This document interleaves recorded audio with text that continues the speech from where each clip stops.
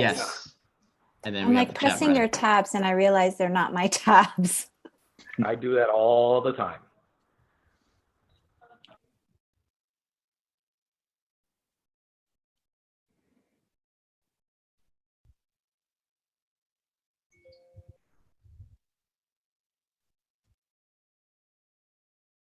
Is everyone quiet right now? Yeah, because they're live on YouTube. Got it. Go ahead and mute myself then. All right, we are live on YouTube. We are getting ready for the EdTech Smackdown. Feel free to put in the chat where you are from and your Twitter handle and enjoy the pre-show. We will get started in about 10 minutes.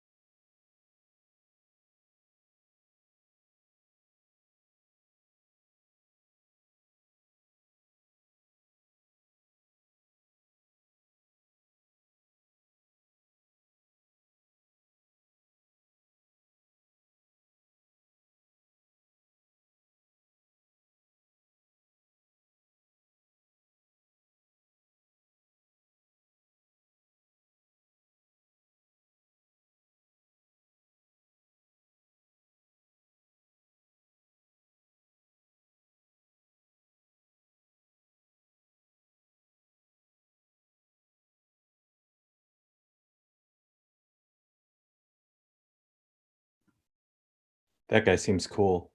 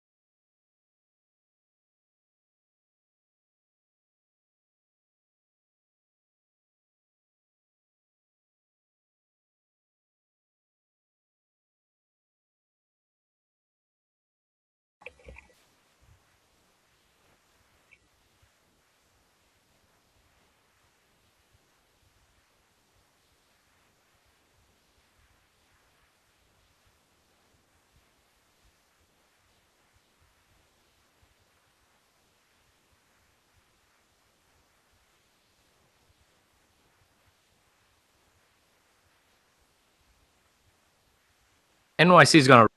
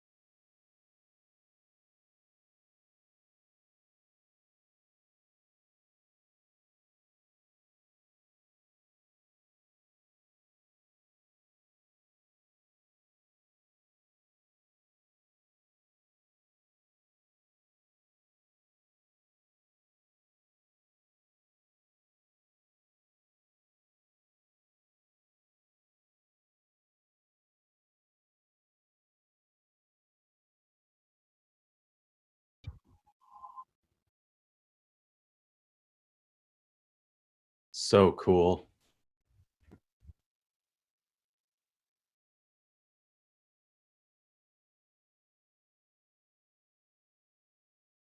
Ladies and gentlemen, thank you for joining us for the EdTech Smackdown. We will begin our presentation in approximately 1 minute. Again, thank you for joining us. That's me. That's me. I'm awesome. She's awesome. So is he.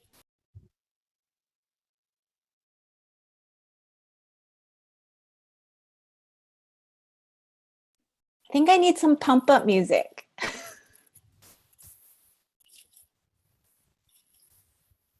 Yes, Sandra, you are correct.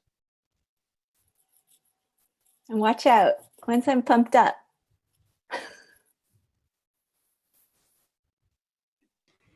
Dude, I hear you. I totally dug out the blue wig just to get super pumped up for this now.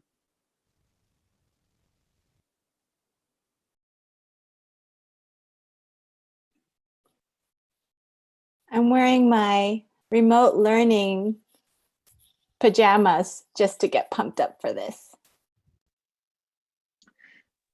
I can lend you a Katy Perry blue wig. It did get me on stage dancing with Katy Perry after all. That's you, Karen. You're on. You're there. Oh, yeah. Oh, yeah.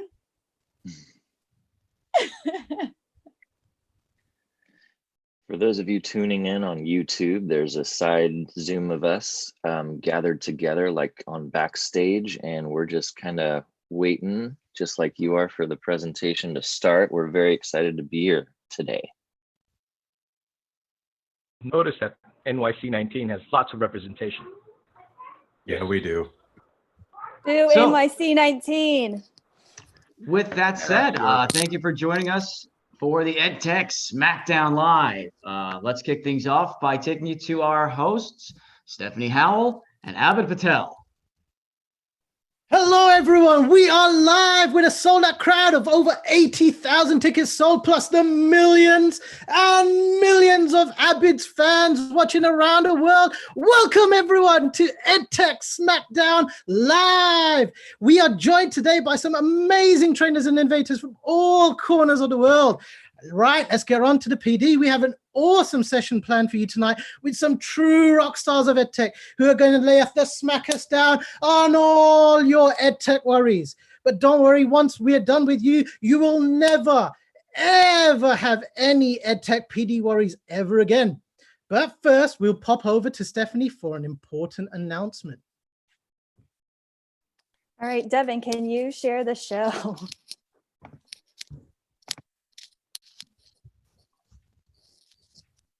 Next slide. Just a moment. You're all good. One more thing. Technical difficulties. We will be sharing the slide deck out after the presentation.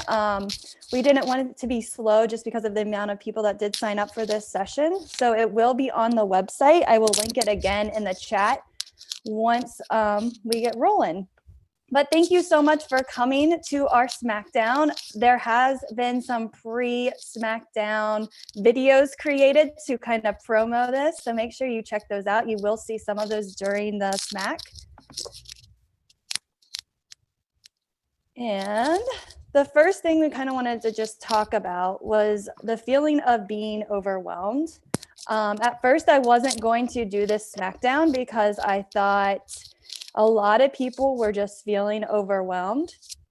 And then I had a lot of teachers reach out to me and said, can you do the EdTech Smack? And I was like, okay, I can. And so I asked a couple of my innovator friends and trainers to kind of help out with this Edu Smack. And hopefully you learn some new tricks. Again, you might be overwhelmed because there are over 100 slides in this slide deck. So take one and really practice it and become good at it, and then add more to your toolbox.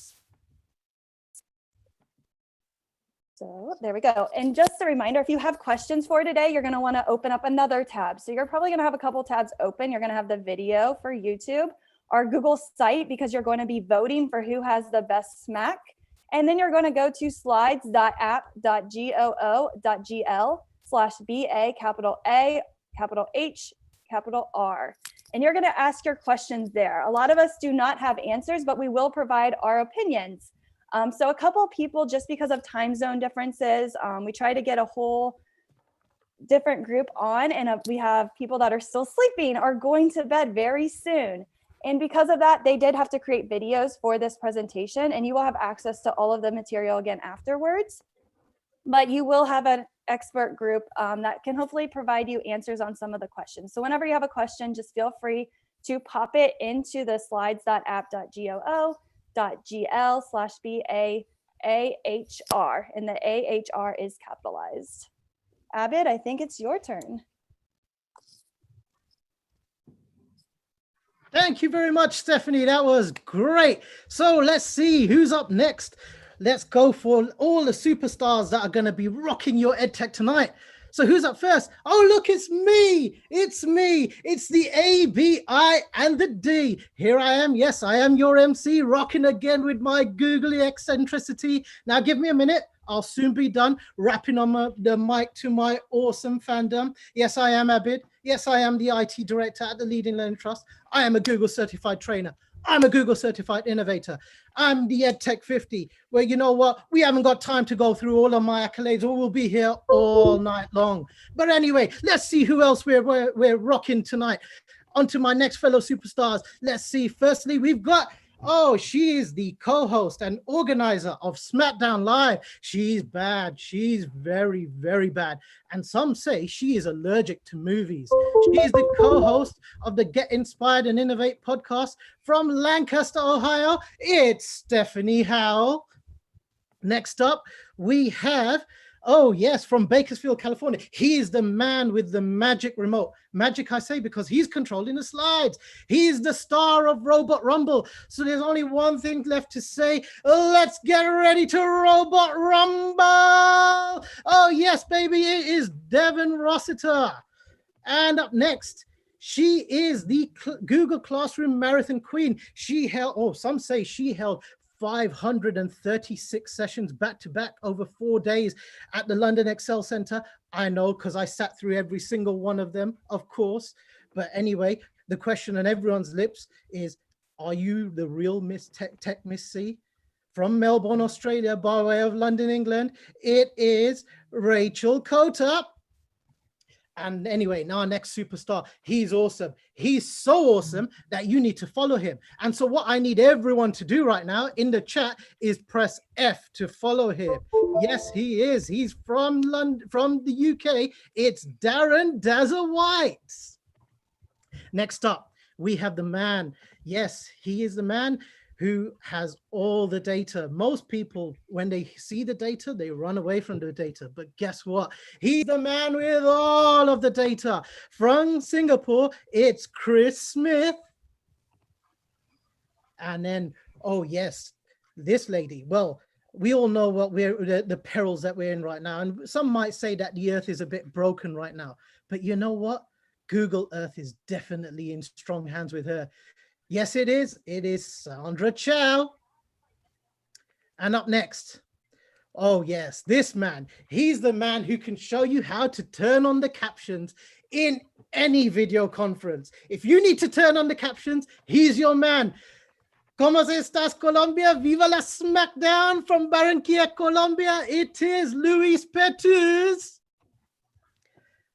Right. Okay, he lives far down south. That's why he sounds a bit like this.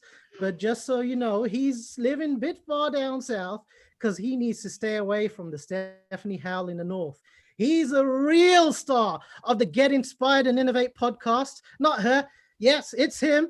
From Tennessee, it's Lance Key. What you gonna do? What you gonna do when the musical mastermind from Minnesota goes wild on you? Yes, it is from the Minnesota metro area, Frederick Bellew. Oh, he is the Jedi master of sarcasm. It's a bit of a shame that the force wasn't too strong with Sydney 19 though. But anyway, we'll allow him. He is a Jedi Master from Baltimore, Maryland. It's Carl Gachalian. Next up, she is not only the TED Masterclass superstar, having led the TED Ed all the way on the stage. She's an all-round superstar from San Jose, California. It's Stephanie Rothstein. Next up, she's the queen of positive behavior support. But the question is, will she be on her best behavior for SmackDown tonight? Let's not hope so. From Boise, Idaho, it's Paige Somoza. Don't mess with our next superstar. Don't mess at all, because she might just press the reset EDU button on you. It's the one and only Jen Lieben. Now, this guy. He is the games master. So there's only one question left to say. Shall we play a game? Oh yes, it is Daryl Legaspi.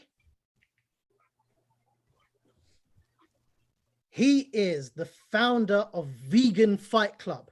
And there is only one rule for Vegan Fight Club, and that is to tell everyone about Vegan Fight Club. Oh yes, from Chapel Hill, North Carolina, it's Tom Mulaney. He's a master of the bullet journal, and he's been known to shave his beard in the time of educational crisis. From Bakersfield, California, it's Hans Tolman. Now, this lady had a very traumatic recent experience with the evil substance we only know as Vegemite. But regardless, she's awesome anyway. From Boise, Idaho, by way of Singapore, it is Karen Compton. Now, this lady, she's special because she's the only person who can keep up with the Google trainer community. From Ohio, it's Sarah Kiefer.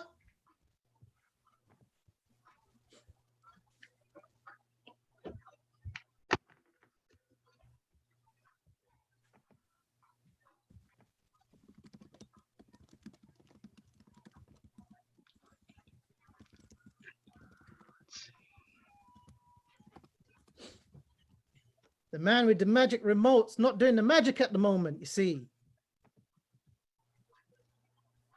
Come on, Devin, don't be letting me down. Where are my slides?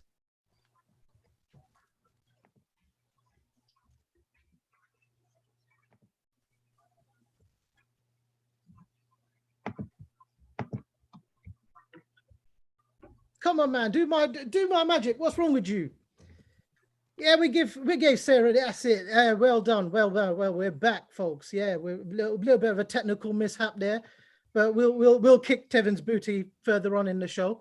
Anyway, back to my superstars. Yes, she is the Cupid of EdTech, and that's why she will tech your heart out.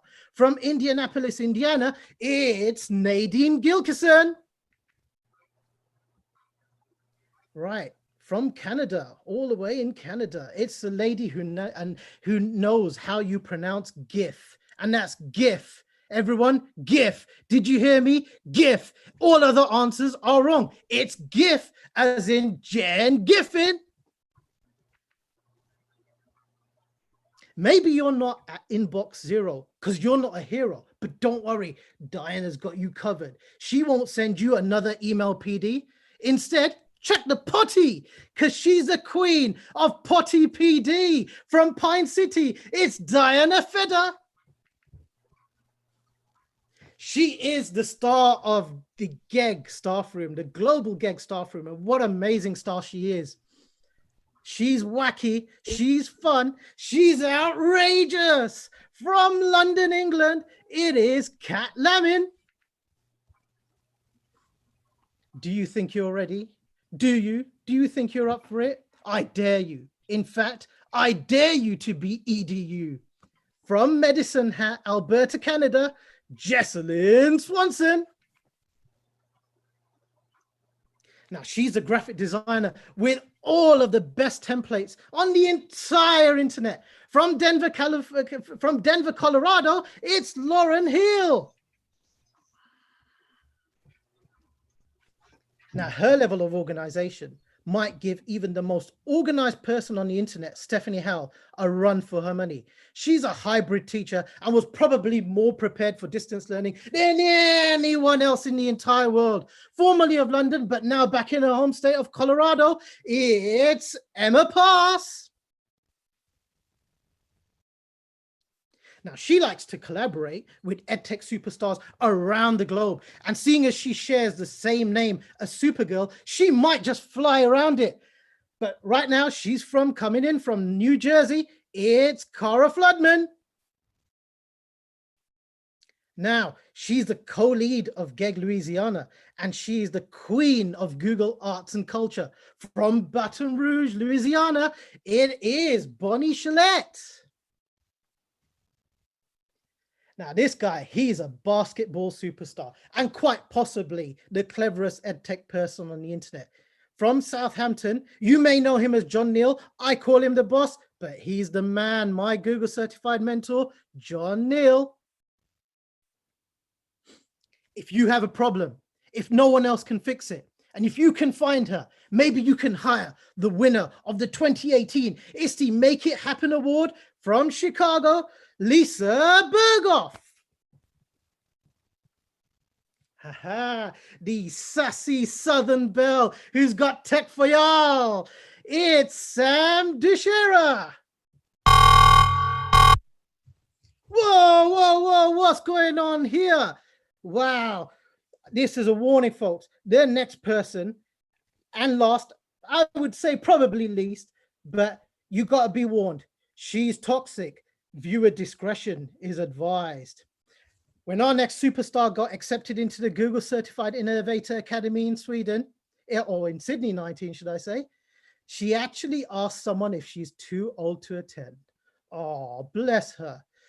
From Sydney, Australia, our very own Google Nana and Vegemite addict, it's Leslie Altman.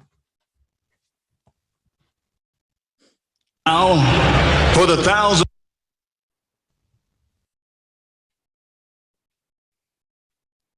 We might have had a technical mishap there, but who needs Michael Buffer when you got me? It's me, the A, B, I, and the D. Because that's right, folks. Let's get ready to rumble. Now, before we get into the action, please pop over back to the voting site by visiting the link over there. And then basically, you'll also find it in the chat. I think that might be the wrong link. Stephanie, do you want to put the right link into the chat? And we'll be right back after these very short messages. Wednesday. We'll be meeting in an EdTech Smackdown against EdTech leaders from all over the world.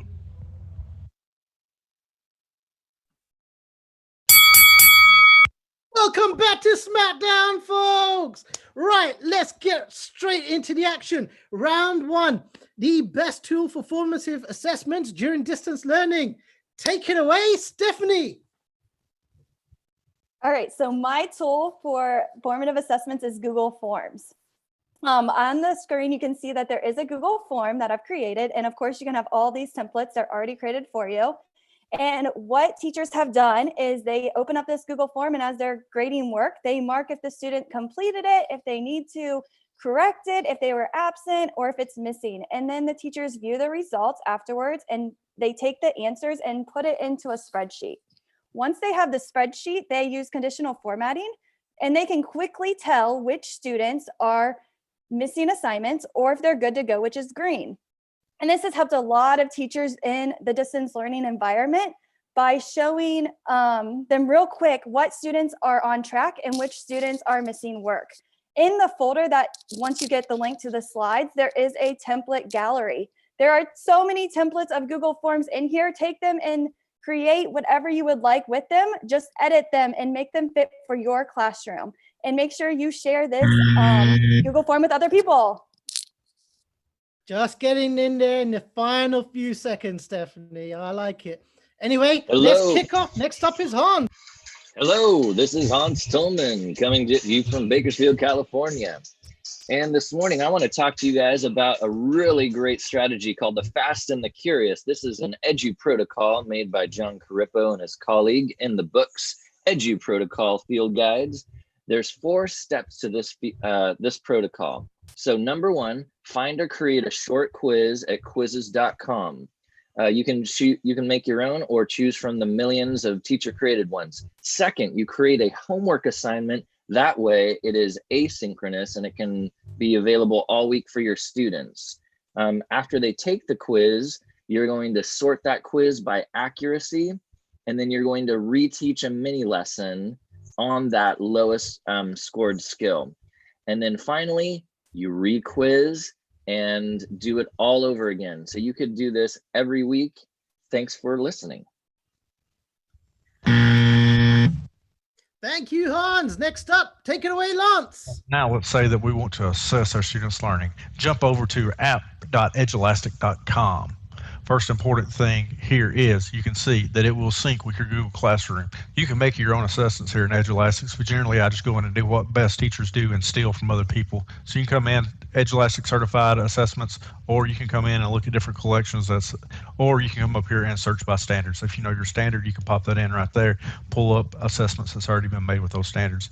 But let's face it, every teacher's got that favorite worksheet or test that they've been given for years, and they would like to somehow get it digitally for the situation that we're in right now.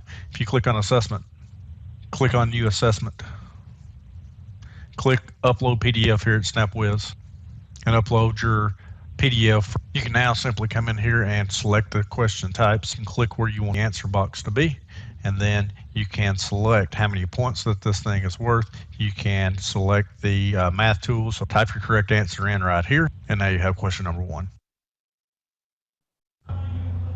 Thank you, Lance. That was amazing. What a great first round. Don't forget, Chokes, add some smack to the chat. That's it, baby. Right, that's the end of round 1. Please pop over to the voting page and click on the form for round 1 and vote for your favorite. And we'll be right back after these very short messages.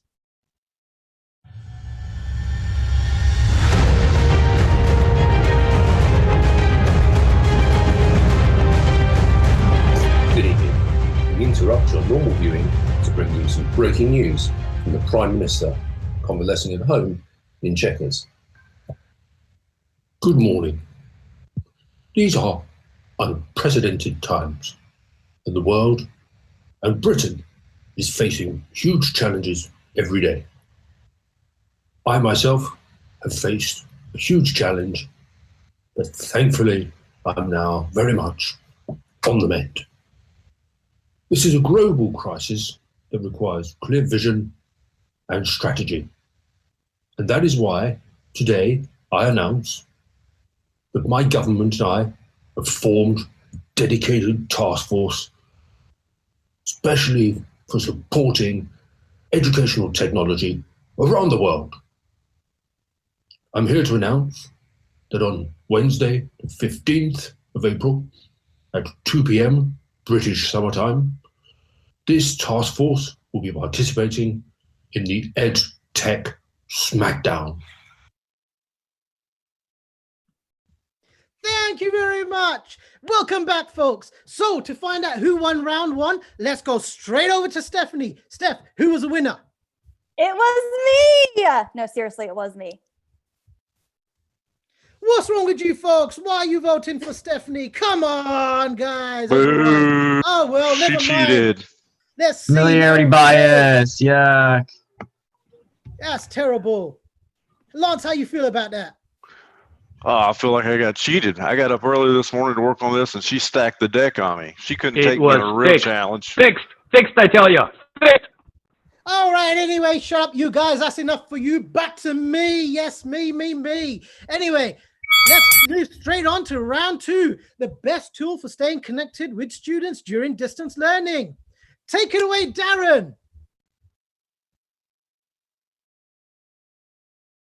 This is really cool, and all of your students can use it. So I'm going to click on New Class. I'm going to enter my name. That's Joe Exotic. I'm going to create a class. That gives me a class code, and my students can use that code to join my class. So what I'm going to do, I'm going to put my instructions in here. I'm going to use a text box. I'm going to say, hi all, please draw a self-portrait. And that's going to send out to all of my students, and I can see their boards here. Now I'm going to be able to see all of their boards, but the students can't see each other.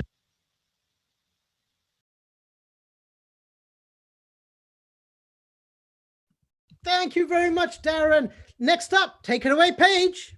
All right, so this is Basecamp, and this is a great way to stay connected with all your students when working on a big project.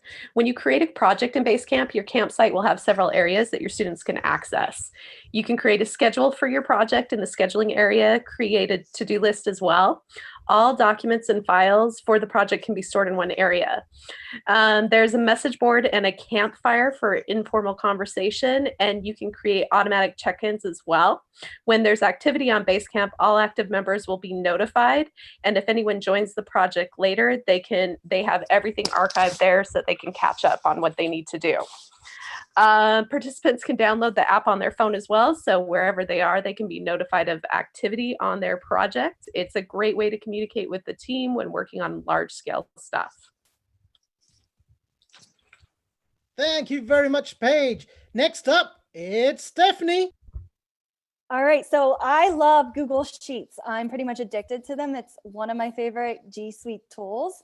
And so what we've done for distance learning, we use this without distance learning too, is we've taken this Google Sheet. Yes, there is a template and you do not have to do all this hard work. I already did it for you. So hopefully that wins me some extra votes. And what it has is it has conditional formatting, and students are the owners of their row. And if you have a student that likes to mess with other students' rows, you can protect it and lock them in. As you can see, they are dropping down and it's changing colors. The red means that the students need help from their teacher. The orange means they need a check, so they need your feedback. The green means that they're good. Over along the side, under the different tasks that they have, it's going to change colors to red or blue. Or no, green means they are finished, and then blue means they are still working. And then you can see where every single student is. Again, I will be sharing this template out. Just getting in there, Stephanie. Next up, we got Karen.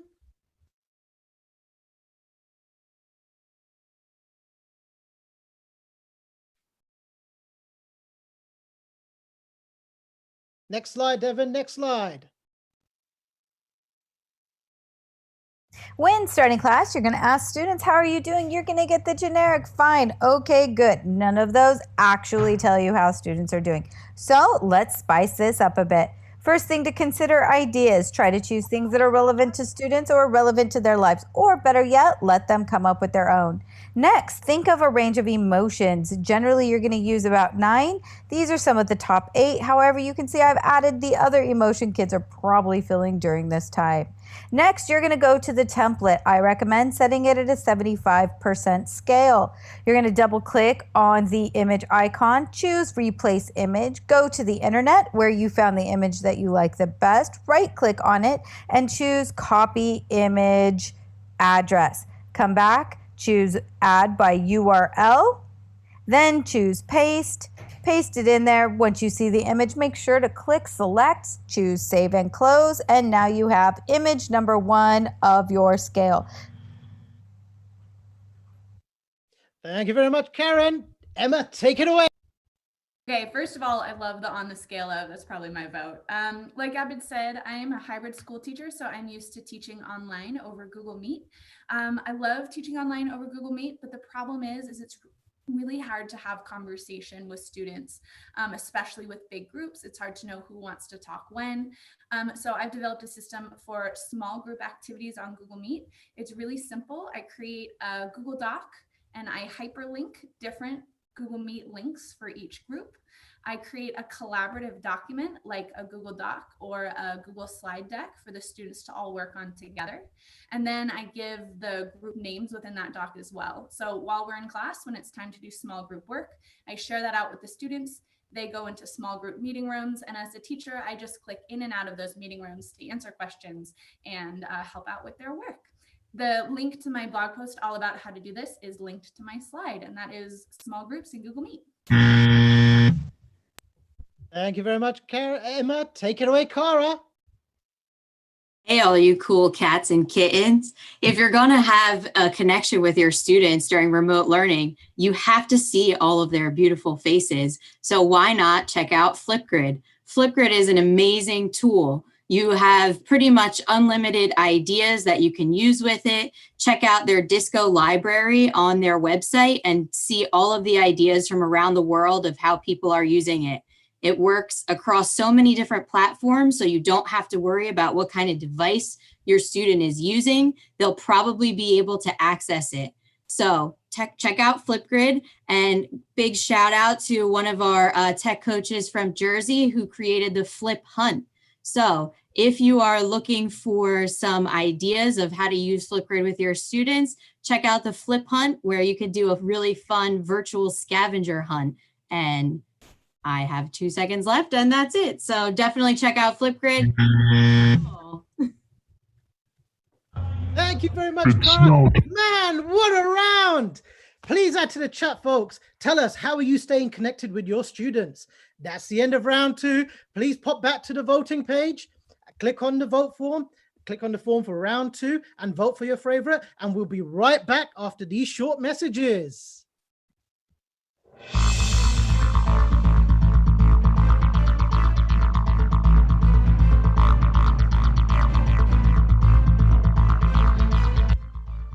Do these other EdTech experts really know who they're messing with? Because I don't think they do. I was Pickerington Local School District's Innovative Leader. I've won the WSU's Leadership Award, and I was a part of the Pickerington Local School District's 2018 Distinguished District for ISTE. We've also won the Distinguished District for WSU.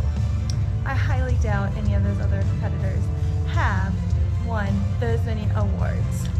I think what they're going to be doing is bringing just the EdTech tool and not the pedagogy behind it.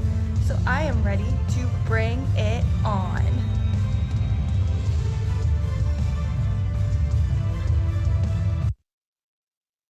Welcome back, folks. So let's see who won round 2. Let's go over to Steph. Steph, who's the winner? All right, of round 2, we have Emma at 26%. This was a really close one. So nice job, Emma. And we had 123 votes. Oh my gosh. I can't believe it. Woo! We know the people at Sydney tried to fix it and they couldn't. I just wanted somebody to vote for anybody but Stephanie. Yikes. See, there's only one reason Emma won, because she's London 19. Yeah, baby. Anyway, that's enough of that. Right over to round 3. Let's see, what is the best EdTech tool for the 4 C's? Creativity, collaboration, communication, and critical thinking when going distance learning. Right, who's up first? Take it away, Rachel. So I'm sure you've had your students wanting to watch a video and you want to make sure that they're actually watching the video and not simply just hitting skip. So why not use Edpuzzle? Because with Edpuzzle, you can simply set up and use any videos from YouTube or create your own and then upload them or use the content that's already there. And then you can add in questions, notes, or cards, which you can see if we hit play on the video there, technical difficulties, then you'll be able to actually create these cards within the lesson that stop students and make them respond to the questions whilst watching the videos. A fantastic way to check in and make sure your students have a really good understanding of the content that you're delivering to them. What's even better is that if you're using a site for your distance learning, then you can embed this on your site directly. So we've now got the video playing, so hopefully you'll be able to get going and watching it alone. Whilst I've still got 5 seconds, please make sure you go and explore that video in the catch-up. Sorry for the technical difficulties. Devin letting me down here. What's going on? Hi, I'm Tom Bellini. I'm here today with 3 apps to get your kids drawing. Drawing is so vital for learning. First one, Chrome Canvas, canvas.apps.chrome. If your students use Chromebooks, they can either draw fresh new images or they can annotate on top of images with it. It's so cool. If you look here, you got layers. You can set it to transparent. You have a pen, a chalk tool. How cool is that? Oh my goodness, so much great stuff. Color palette, all that good stuff. Second one, AutoDraw, autodraw.com. You don't even need a username or login, but it's predictive drawing. So I draw and then it thinks like, is it a cloud? Is it a bog? So much good stuff. GoFormative.com, also known as Formative. If I do a new formative and then I click plus and I say, show your work right here, that gives them something to draw and I see the results automatically. Thank you, Tom. Back over to Rachel. And guess who's back? Hopefully I'll have a video this time. So today I'm going to take you through Tool Creator. If, like me, you love using Google Expeditions but don't have the ability right now to share those with your students, why not get on to Tool Creator and use the templates with all of the Expeditions lessons there. You can easily then publish this tool to Poly, and when you publish, you'll get the option to share it.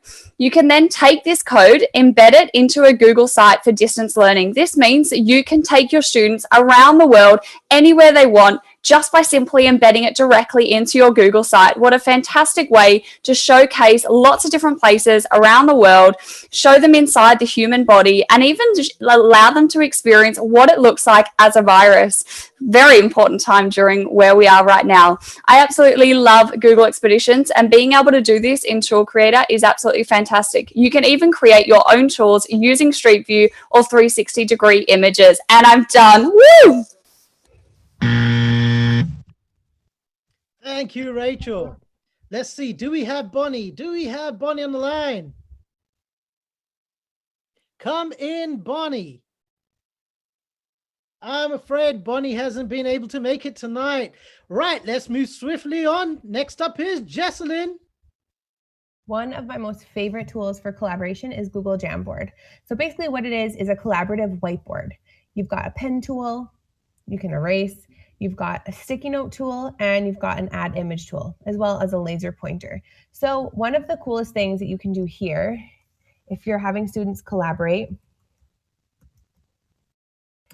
you could give a focus for each slide, and then students can use either the pen tool, they can add their own sticky notes, change the colors, or they can even add photos or images, either from their drive or the web.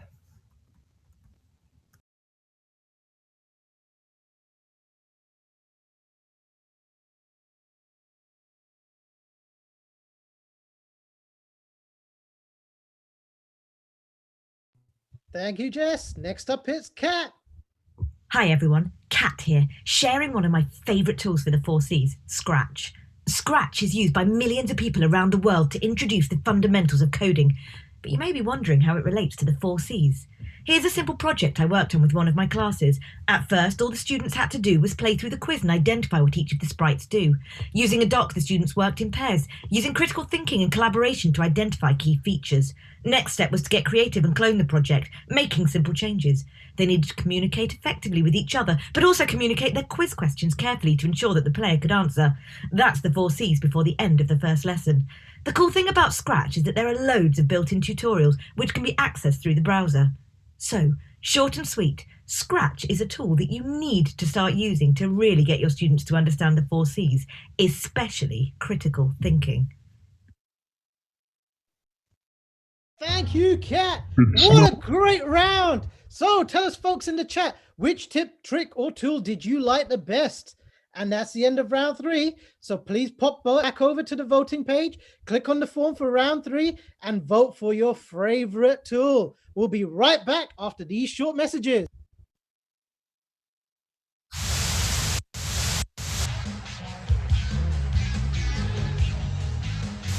Hey yo, survey time. Who's here for some more remote workshops about reading logs and worksheets, please? And who's here to see the newest game in town, the EWO, the EdTech World Order? And on April 15th, at the EdTech Smackdown, you are gonna see from educators of the finest caliber from all over this world exactly what the EWO is all about. And that's taken over. Because when you're EWO at the EdTech Smackdown, you're EWO for life. Too sweet!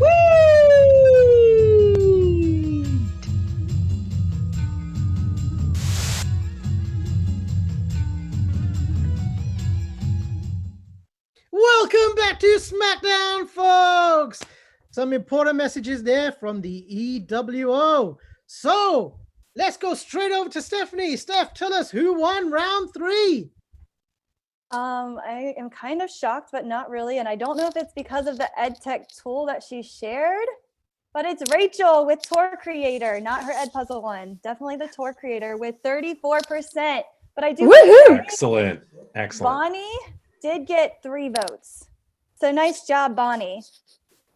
So is Rachel London or Sydney? Because she's from one, but she's from the other. SWE 19. Ah, that's enough of you folks. Back over. Let's go right round to round 4. What do you think is the best tool for your struggling students during this time? Take it away, Stephanie. So my favorite tool for struggling students is Google Read and Write. It allows them to be a little bit independent, and just to make sure that it doesn't just read. A lot of people think when they download the Google Read and Write extension that it's just going to read to students, but students can do so much more with Read and Write for Google. So if you can see in the GIF, it can read to students, yes, but it can also highlight. So students can use their close reading strategies. They can also use the dictionary. They have the word dictionary that will read to them, and they also have the picture dictionary. They can take all of their highlights and create another document, and then they can do research with that information. They can also highlight certain vocabulary words, and it will create a vocabulary table for students. This tool is so much more than just a read aloud tool.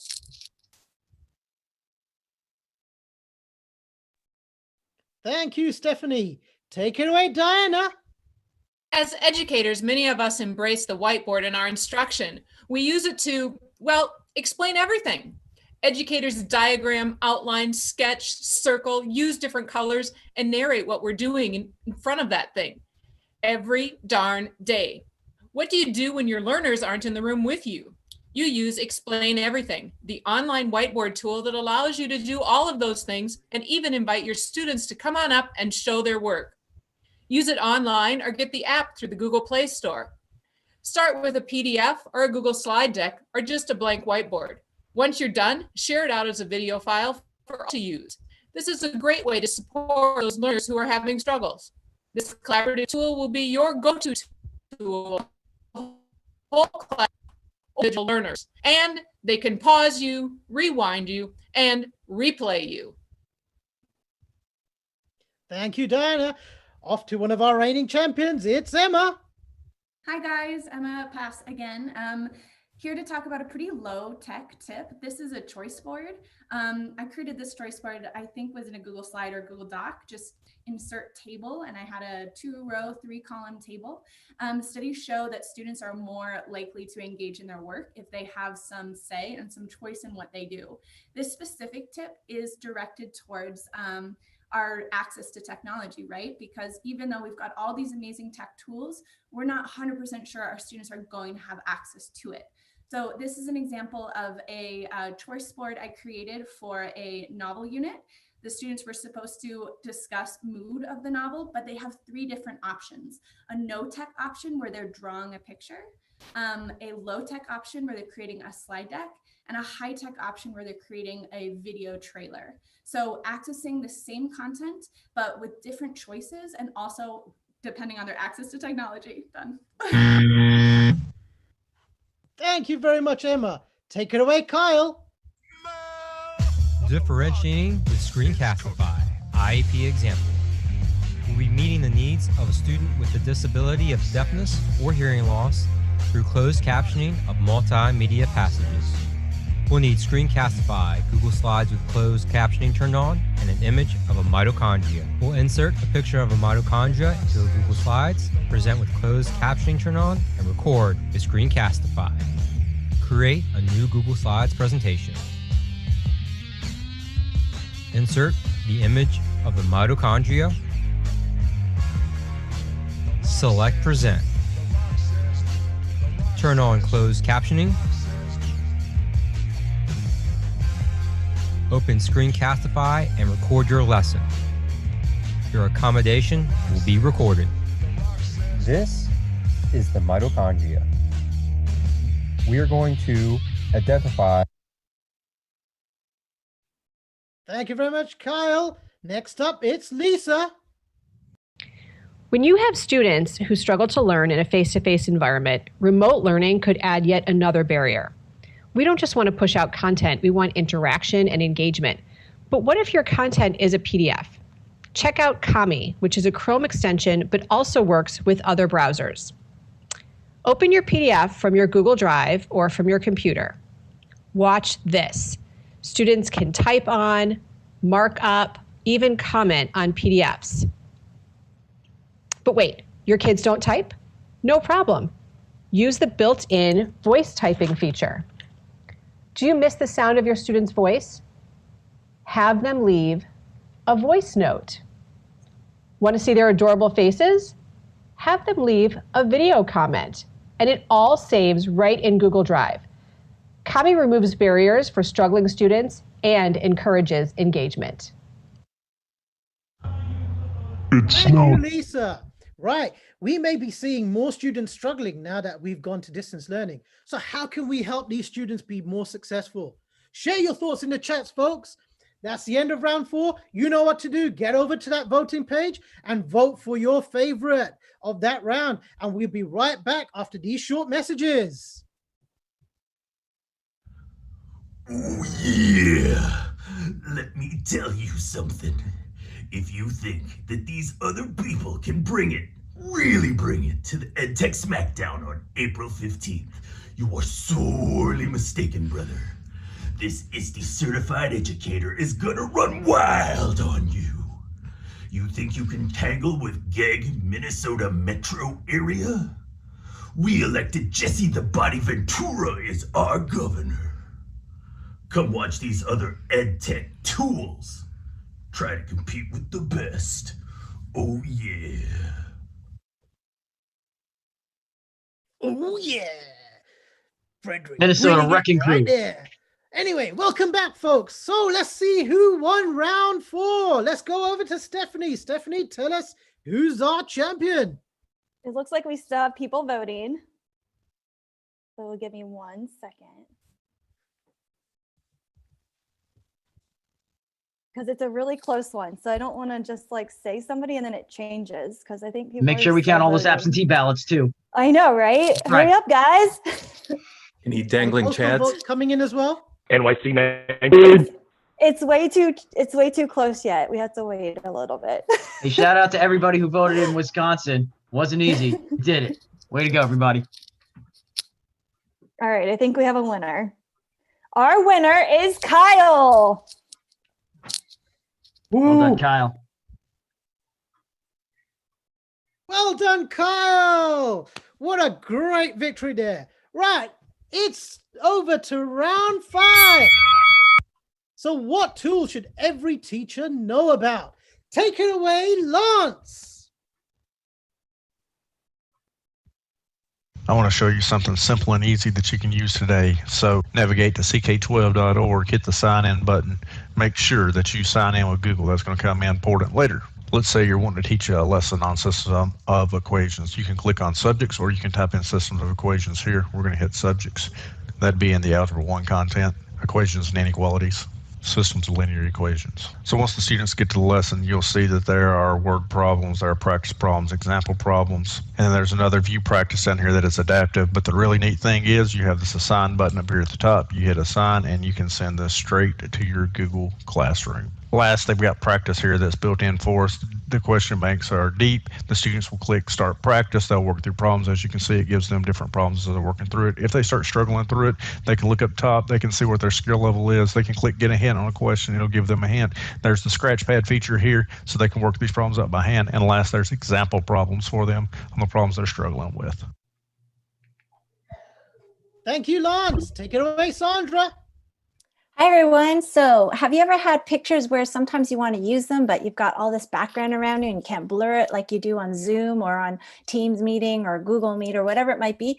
Well, this is a great tool called remove.bg. All you have to do is plop it in the website and bingo, it comes out with a clean background that's transparent, and you can use that picture for various things, including greeting cards or posters. Can we go to the next slide?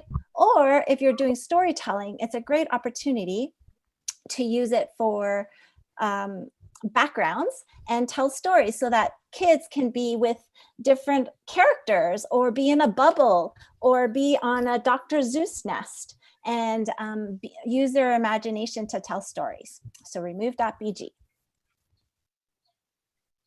Thank you, Sandra. Next up, it's All right, Daryl. in less than a minute. Can we do it? Let's see. I have two things set up. I have a Google Sheet with the names of my students who are going to win an award, and those are the specific type of awards that they're going to win. I also have a Google Slide, which is my template, and if you notice in brackets, I have the column headers. All right, so I'm going to turn on Autocrat, which is an add-on. All right, good job. Give it a name, awards. Choose a template. I'm going to choose a template from my drive. Okay. I'm going to find the award certificate template, which is right here. Hit select. Hit next. All right. So this is pulled from the Google Slide template. What I need to do is map the sheet column with that tag, name, and award. Hit next.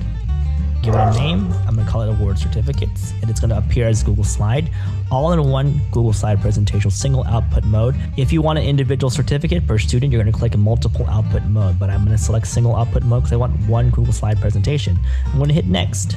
It's going to land in my award certificates folder. You can change that folder by clicking here. Hit next. Skip 6. Skip 7. If you want to email it to your students, you can do that here. Hit next. I'm going to turn those off since I'm not running a Google form. Hit save. All right, now I need to run the job. I'm gonna hit play. All right, when it's done, you get this. So if I click on this link right here, it will lead me to my certificates. Autocrat's a document merged. You can see it, so it's pulling from my Google Sheet, the name of the student, and the award. All right, that's it. Thank you, Daryl. Next up, Diana, take it away.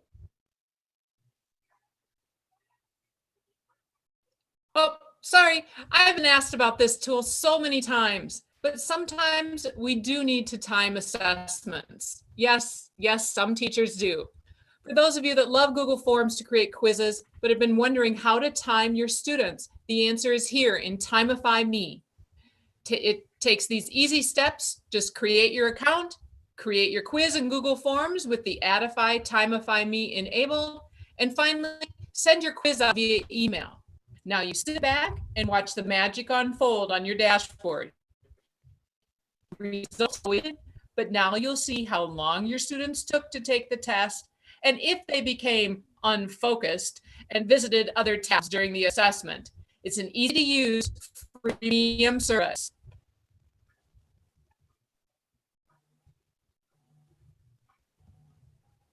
Thank you, Diana. Next up, Stephanie. So I just learned this tip from our own, he's from Pickerington, David Hayward. So shout out to David.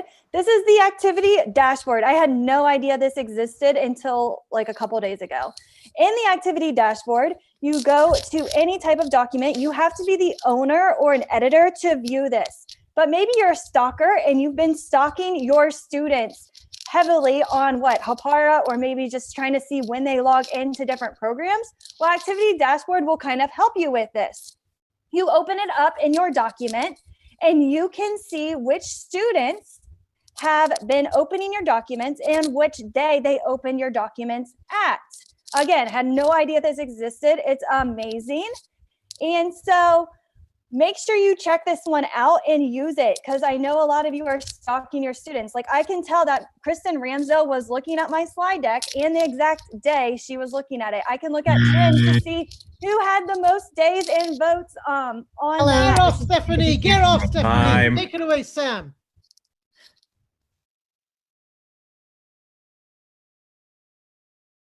Hello, this is Samantha Dushare coming at you from Arkansas. What I wanted to smack, and the tool that I think everybody should know about, is the JNPSD e-learning hub. When e-learning, distance learning, remote learning, whatever it's called in your state started, my teachers came together and created a comprehensive center for all of their resources by teachers for teachers. So if you follow the link that's at the bottom of the slide, you can access this site. There's live webinars daily by my teachers. You can access all of our past recorded webinars. We have tutorials on any and every tool that's been useful to us during this time. We also have teacher resource folders, student resource folders, and a growing second language resource folder as well. Come on in and join us, and happy teaching. Thank you, Sam. Over to Colombia. It's Luis. Okay, so I'm not saying that all teachers are lazy, but in this case, being lazy is good. And taking every single minute that you can to make stuff faster is awesome. So if you're used to creating new docs or creating new drawings or sheets or slides or whatever, going to Google Drive, answering, and then creating and asking a new one, and then having it created, then that's going to drive you insane, and it's going to take up so much time. If you didn't know, and you should know by now, there are dot. So if you type new, a singular dot, then you get a new dot. If you get sheets.new, you'll get a new sheet. If you get slides.new, you'll get a new slide. And also with Keep and Forms and Calendar and Sites. There's also other .new domains that come up with music and with Spotify playlists, which also work awesome. And that is my smack. Viva la Smackdown, everyone! Another great round. In the chat, tell us, folks, what's your favorite EdTech tool? And that's the end of round 5. You know what to do, folks. Head off to the voting page, click on the form for round 5, and vote for your favorite. And we'll be right back after these short messages.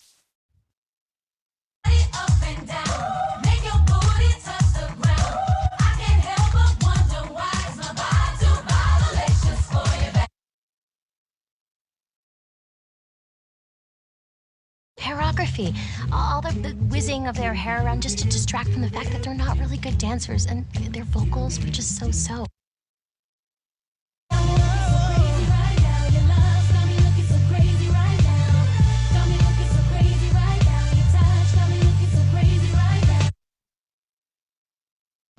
My name is Sandra Chow, and I'm in my 10th week of online learning.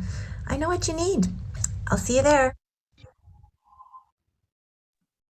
Welcome to SmackDown. Welcome back, folks. Right, that was a great round 5, but let's go over to the woman with the votes. Let's see, Stephanie, who's the winner of round 5? I know you guys are all going to be shocked, but it was Activity Dashboard by me. It's fixed. Fixed, I tell ya. Cheater.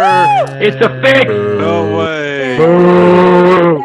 Boo. Let me see that dashboard. Let me see that dashboard. It's funny how only you can see the results. You guys, it's back onto the action and back over to me. It's Smack 6. Let's see, what are the best ways to use Google Slides? Share a template or an idea. Take it away, Sandra. Hi, everyone. So I love teaching math, but this is also useful for any subject area. So if you take a template and you press Control-D, you can duplicate your template and use it for many students and have each student work on a different slide. Then you as a teacher can give feedback using the comment feature so the student knows that you've given them feedback. This is great for synchronous learning as well as asynchronous learning. So you can do it while everyone's in the same Google Meet, or you can do it while giving it as an assignment. And not only that, students can give each other feedback. Next slide. If you go to the side of the panel, you'll be able to see the number of feedback students have given. And that on the left side, you'll be able to keep track of how many feedback people have gotten on each of their slides. The nice thing about this is that everybody can see other people's learning. There's growing and development from each other. And there's lots of tools available on slides that is useful for math as well as for language. And if you want to look for a particular student's work, just use Control F and type the person's name and you'll find them immediately. So Google Slides. Thank you, Sandra. Take it away, Jen. Hi, I'm Jen Lieben, and I want to talk to you about how to use slides templates and how to customize those slide templates to make them really work for you and your needs as a teacher. First, I want to show you this website. It's called Slides Mania. I want to show, because we're talking about remote learning, one of these weekly planners for online lessons and how I used it and customized it for what I need. So you just scroll down and then you would hit Get Google Slides theme.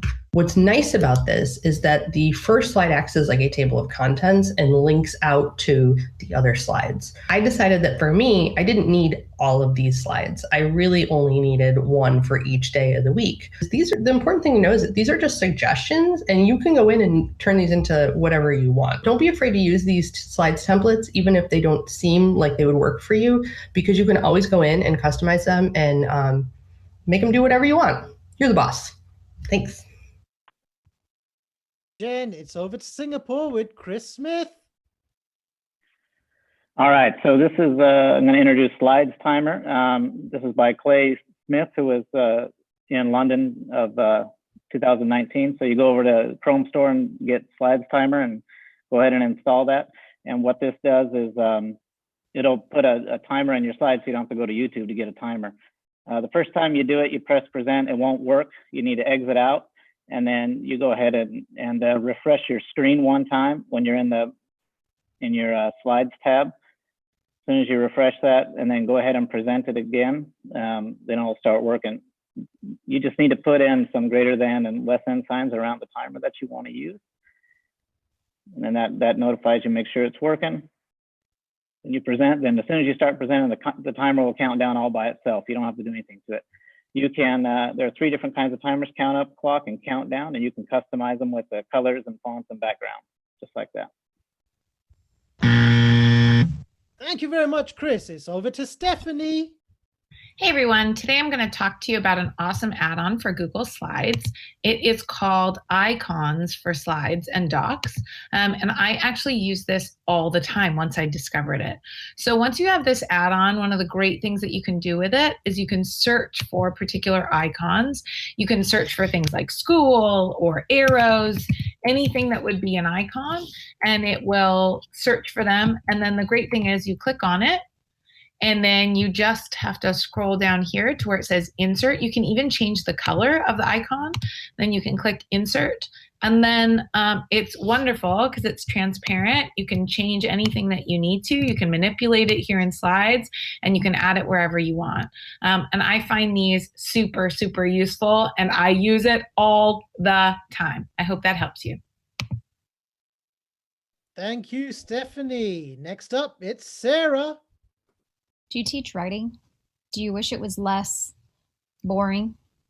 You've got to check out one way that we use Google Slides. You might think writing is boring or painful or just a word processor. Simply not true. You got to check out this website, Templates for Teachers. It's devoted to creating meaningful writing activities and other digital activities. A lot of them we use slides. This is what we have on here so far. We just switched over to a new site this week. You got to come check us out. Templatesforteachers.com. More to come. Beth and I created this about 2 years ago with a lot of success. And we love Slides Mania, another awesome Google Slides activity. Thank you, Sarah. Next up, it's Magic Man Devin. Ladies and gentlemen, I'm going to give you the code that unlocks everything you could do with slides. It's not up, down, left, right, BA start. But it is going to let you create visuals that allow you to make magic happen in your video editing suites. It is the chroma key code. It lets you turn any Google slide into a green screen for you to manipulate and use however you want in any digital video editing suite. Hashtag 00B140 is the precise color that you can use. So when you scroll down to custom colors, that is the code you'll enter in to get this specific shade of green. Now, I know one of the questions people have about creating shapes and slides is, it's tough for me to really create my own. No, it's not. There is a little feature that you can scroll down to and find under lines. There's something called a polyline that allows you to create free-form shapes. And when you do so, fill it in with that chroma key green, and you can create any shape, lay it over on top of any existing graphic. It's compatible with every single video editing suite. Graphics powerhouse. Thank you, Devin. Right, here's Bonnie.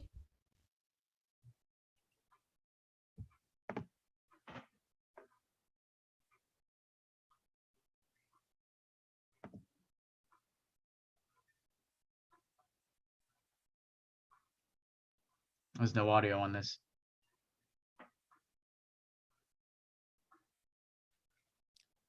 Looks like Bonnie hasn't been able to make it, but don't worry, go follow her on Twitter. She is awesome.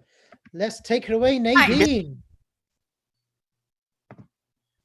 Hi Hi, this is Nadine Gilkison, and I'm part of Google Innovator Cohort NYC 19. For SMAC 6, I want to talk about using Google Slide templates combined with HyperDocs.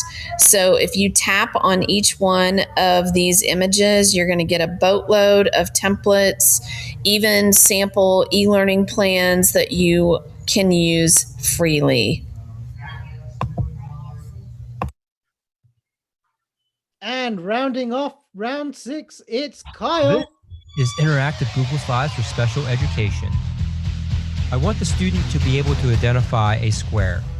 I'll insert a background layer in the Google Slides presentation, and then I'll insert the shapes.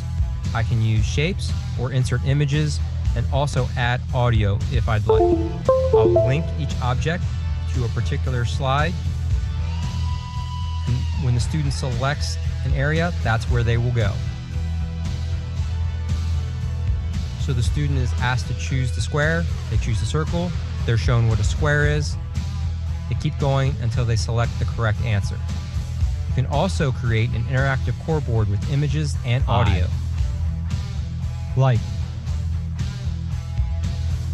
it. And this is interactive Google Slides for special education. What a great round that was, everyone. Now tell us in the chat, which smacker had the best idea for using Google Slides as template? And that brings us to the end of round 6. You know what to do. Pop over to the voting page, click on the form for round 6 and vote for your favorite. And we'll be right back after these short messages. And worksheets.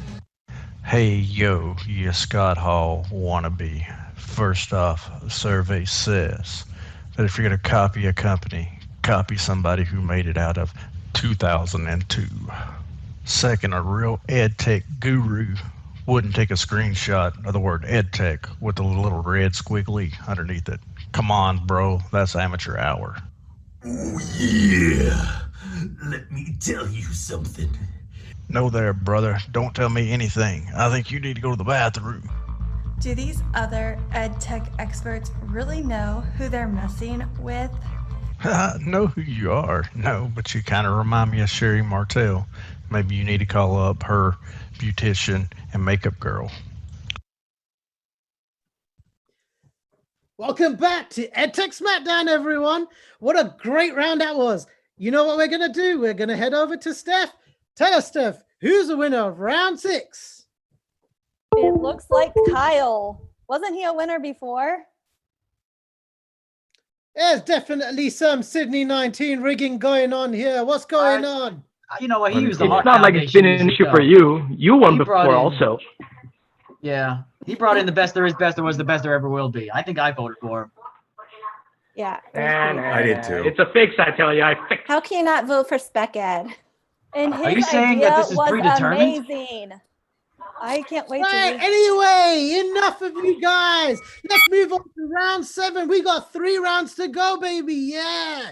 Right. So tell me, what is the best EdTech extension for distance learning? Take it away, Stephanie. All right, so we've got IORAD. A lot of you are creating a ton of directions for students. And so why don't you just add IORAD while you're doing that? It will save you a lot of time. So in IORAD, you just click the extension and it takes screenshots every time you click.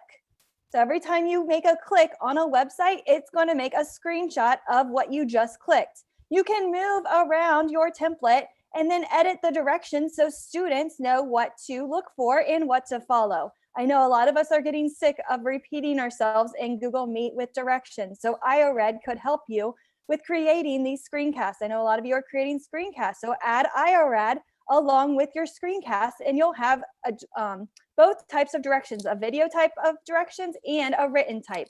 So make sure you check out IORAD. Thank you, Stephanie. Next up, it's Jen. During this time of emergency remote learning, a lot of us are having webinars, and they're great. I love seeing people. But in Google Meet, I can only see 4 in the tile view, and I want to see 6. What can I do so I can see everybody? You know what? You can install Google Meet Grid View, a Chrome extension that will solve your problems. Simply click the grid, include yourself, and there I go. I can see everyone on the call. If the students have it installed, they'll be able to see everyone too, but if not, they'll only have the traditional views. I love Google Meet Grid View. Total game changer. Thank you, Jen. Next up, it's Frederick. Greetings, Smackers. Did we decide on Smackers? I recorded this early. Anyway, do you work with someone who has a PDF or worksheet that they are in love with and they want to use for distance learning, but they can't really use it because, well, distance learning? Simply go to your Chrome Web Store and search up the extension Kami. Once you find Kami, you should install the extension. Once you've done that, any PDF that's in your drive you can choose to open with Kami. If your students also have it, this would give them the option to, on this PDF or worksheet, they could add a text box and say stuff. They could draw drawings, like a square or a line. Whatever they choose to do, they can do it with Kami. Find it in your Chrome Web Store, Kami. Thank you, Frederick. Next up, it's John.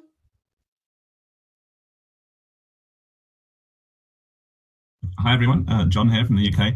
I'm very excited to be joining in with the EdTech Smackdown. I won't waste too much time sharing things about me, and I'll jump straight into the tool. The tool is called Moat. It's a brand new Chrome extension that's currently in beta, and it really works to enhance your comments in docs, sheets, and slides, and this is how it works. I've got some text highlighted. I'm going to click on comment in the normal way, and you'll notice I have the Moat icon over here. Once I click on it, this is a voice note. It will think for a little bit, and then it will allow me to post the comment. And once the comment has been posted, it will then make a transcript of what I've said, and you can see that's super accurate. I'm going to add another comment now, and I'd like to put an emoji in. All you need to do to add an emoji is type colon, and then let's say I want a face palm or a face punch. In this case, I'll go for in the spirit of wrestling. I can click on comment, and that's going to go straight in. And finally, what you can do, if you have a web link, normally when you put that in as a comment, it's just the link itself. But with Moat, you put your URL in, and what it gives me is a preview of that particular page. So there we go. That's Moat, a really good Chrome extension I'd recommend you all have a look at. Cheers. And that's the end of round 7. Everyone, tell us in the chat, what was your favorite extension and what do you like to use during this time? Right. You know what to do, folks. Pop over to the voting page, click on the form for round 7 and vote for your favorite. And we'll be right back after these short messages.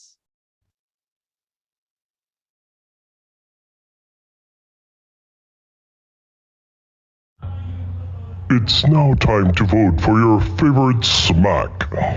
Please vote and enjoy this message from one of our sponsors. I think this is just a GIF posting of Leslie looking at Vegemite, you guys. That is terrifying. It is. In the chat, right? If you like Vegemite or not. Looking at it is all it's Don't make good people for. admit to anything they don't want to. That's not fair. No one should eat that stuff. It's disgusting. As long as it's not coupled with Google Knows. I like it because it's an effective substitute for tar when I have leaks in my roof. Oh, Do you Vegemite's guys awesome. remember when we made Leslie at the beginning toxic? This is why.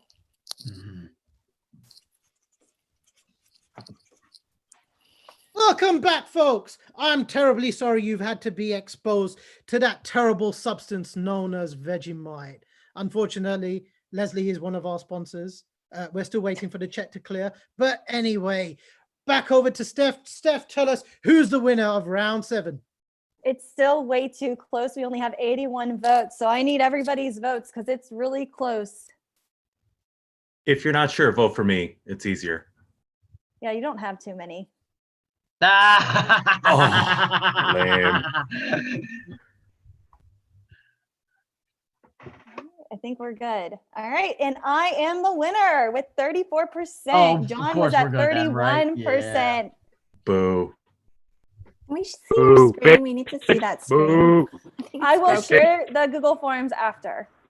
If we really want to look. Tell me, Frederick, do you think you should have won that? Yeah, I'm pretty It great. doesn't matter what you think. The only thing that matters is the ones who are voting online. That's all that matters. Right. Anyway, enough of you guys. Off to round 8. Tell us, what's the best tool for organization during this time? Take it away, Stephanie. I am an Inbox Zero fan. So I love to have Inbox Zero, and I think you should do that too during this time, is really clear up that inbox. So some of the things that you can do is you can create templates. This will save you so much time if you create templates, because templates, you can just reuse your messages rather than searching and copying and pasting. You can just use the template and you do not need to retype the same message over and over and over again. There's also Smart Compose. So you can start typing and it will help you create different responses, and you don't need to think as much. Again, super time efficient and helpful. You can set up filters. Maybe you don't want to receive certain emails from maybe Avid. So you can set up a filter and it goes straight to your trash can. You can also schedule send, so where you can get a message and it will send later. Yeah, I send messages on Sunday morning and it's about 7 a.m. I don't really send those messages at 7 a.m. I send them on Friday night. Oh, I'm not even close to being done. Right. Next up, here, take it away, Paige.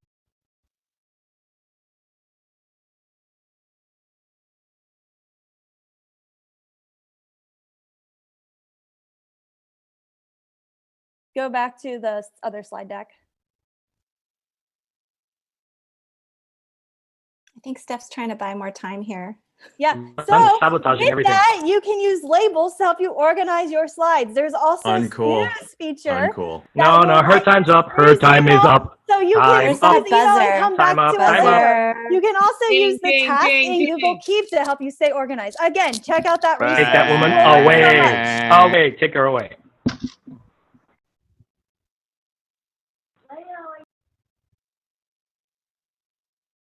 Take it away, Paige.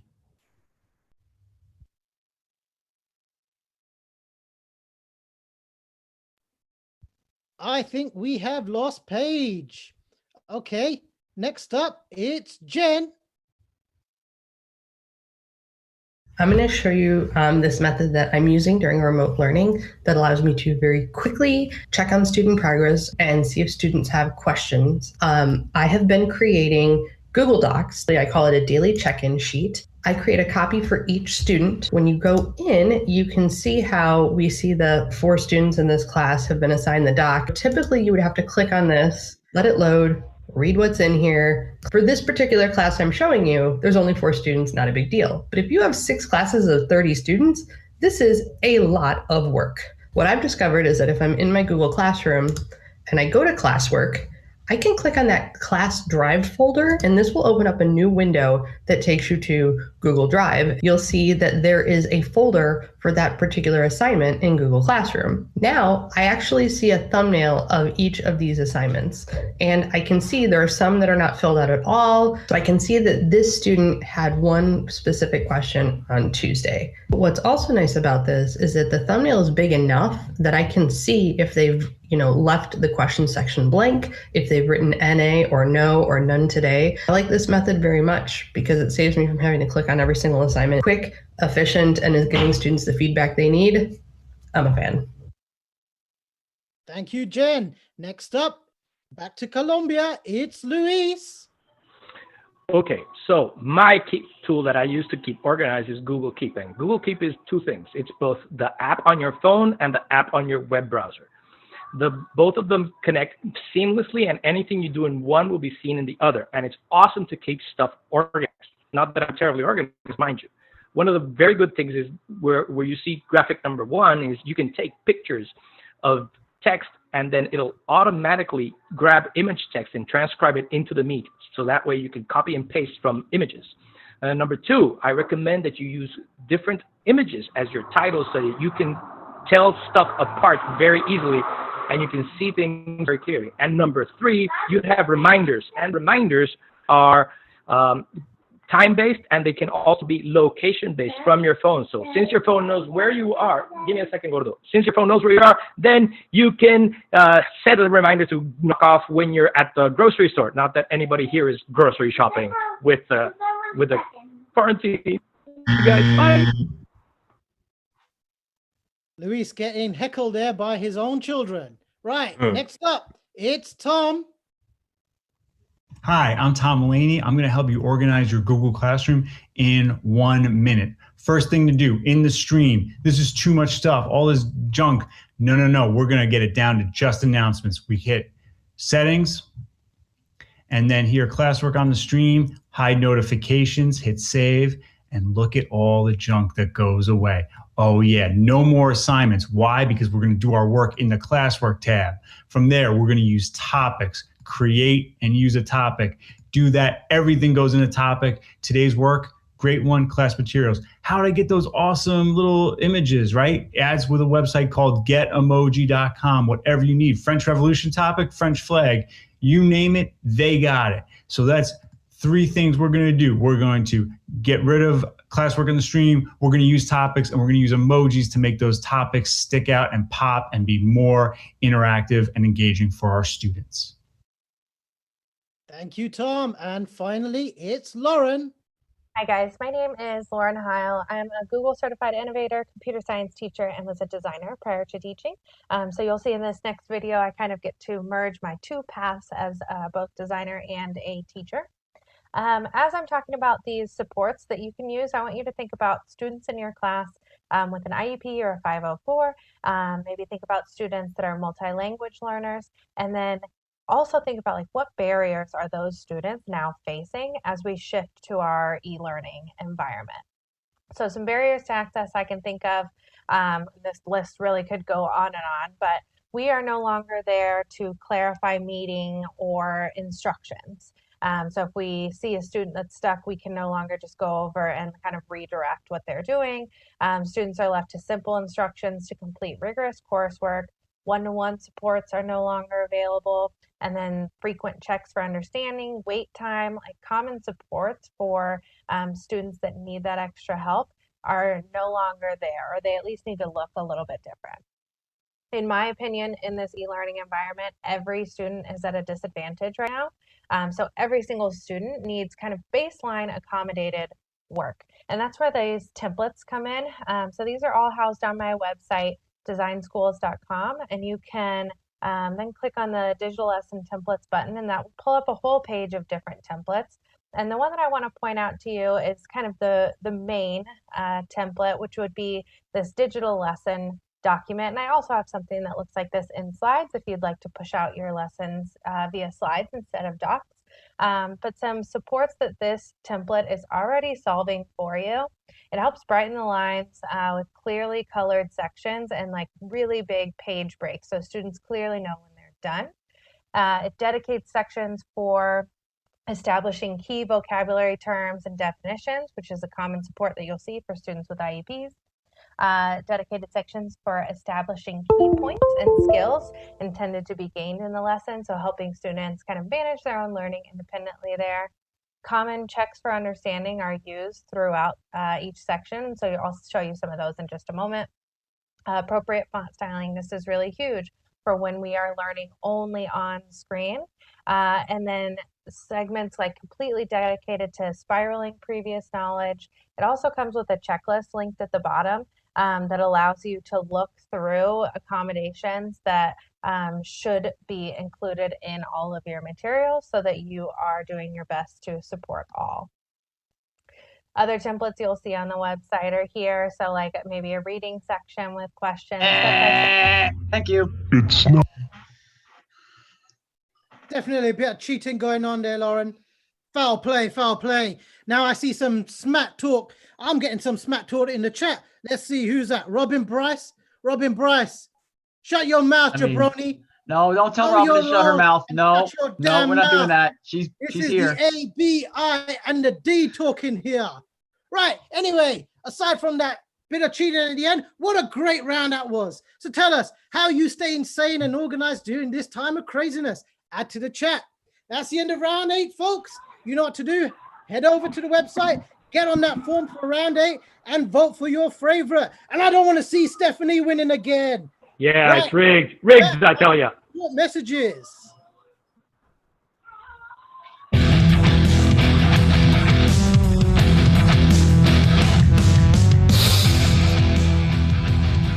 Today is the EdTech Smackdown. We're going to have some bargains on the line for all you smack talkers here from this EWO. We're going to sort out the buyers from the spires, the needy from the greedy, the ones who trust us from the ones who don't. And what's on offer is to save yourselves from a bloody good thrashing at the hands of GEG UK. Now take heed, because you'll all be crying tears as big as October cabbages, and you won't know if it's daylight, moonlight, Israelite, or Fanny by the gaslight when we're finished beating you. So if you want to take part in this EdTech cooperative, we'll take you, we'll school you, and we'll thrash you. Too late will be the cry when the man with the bargains has passed you by. So take heed, because we'll bloody thrash you if you don't. British style.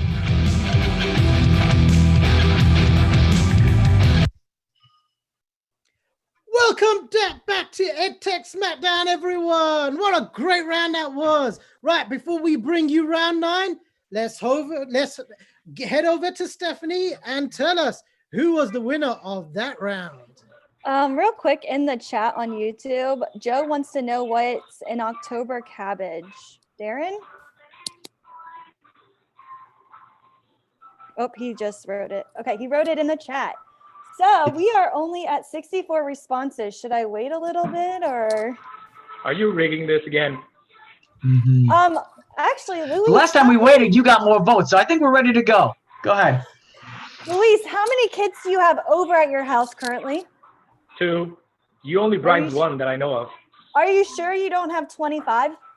No. They all voted. We don't, hey, you know, what's his reputation, man? Because Luis Quit is stalling. 25 votes. Quit stalling.